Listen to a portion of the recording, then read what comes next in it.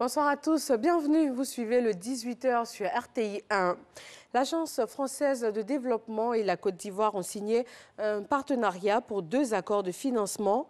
Ces conventions d'un montant total de 150 milliards de francs CFA concernent des projets prioritaires du gouvernement liés à l'éducation, à l'insertion des jeunes et à l'accès à l'électricité. Le grand marché de la commune de Port-Bouët a été ravagé en partie par les flammes dans la nuit d'hier. Aucune perte en vie humaine, mais d'importants dégâts matériels. Les causes de l'incendie ne sont pas encore connues.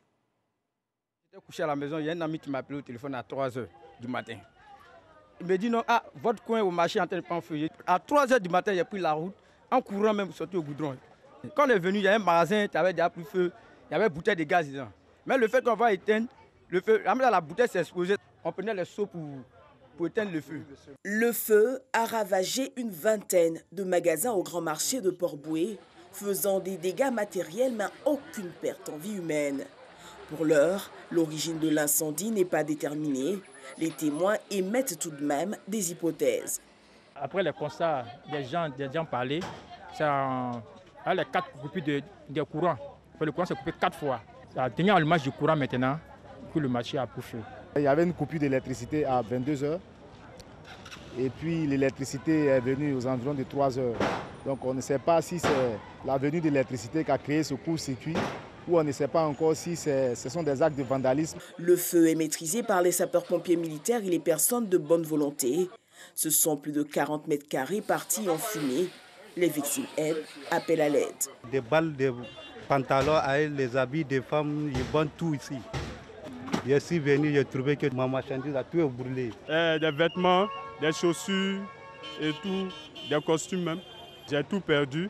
Je n'ai pas pu récupérer quelque chose parce que je ne suis pas arrivé à temps. Le premier magistrat de la commune, rendu sur place un peu plus tôt, apporte son réconfort aux sinistrés.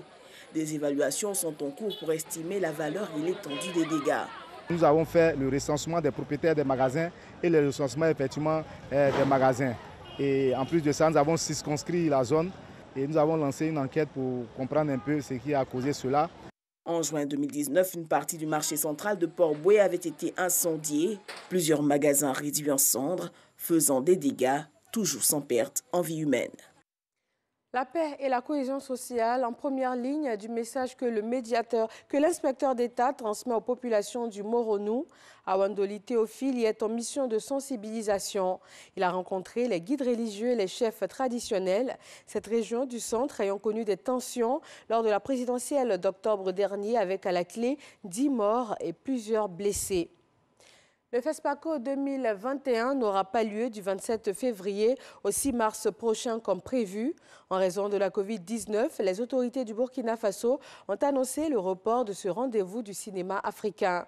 Le Festival panafricain du cinéma et de la télévision de Ouagadougou se tient tous les 2 ans depuis 1969. Il prévoit habituellement 450 projections et réunit 5000 professionnels du cinéma et des médias, ainsi que pas moins de 100 000 spectateurs. C'est là encore une occasion manquée pour les acteurs du monde de la télévision et du cinéma africain en raison de la crise sanitaire. Ce soir, dans la page culture, nous recevons un acteur, comédien, metteur en scène et formateur ivoirien, Maoula Kane, pas pour parler de Covid-19, mais du cinéma ivoirien, des prix qu'il a reçus et aussi des acteurs ivoiriens en général distingués à l'extérieur. Et puis au Gabon, les élections sénatoriales se tiennent ce samedi 30 janvier. Les grands électeurs vont élire les 52 sénateurs qui vont siéger durant 6 ans dans le nouveau Sénat remanié. La dernière révision de la Constitution, il y a 1 mois, permet désormais au chef de l'État d'en nommer 15. La prochaine législature comptera ainsi au total 67 sénateurs contre 102 depuis la création en 1997 du Sénat. Et voilà, merci de nous avoir suivis. On se retrouve à 20 h.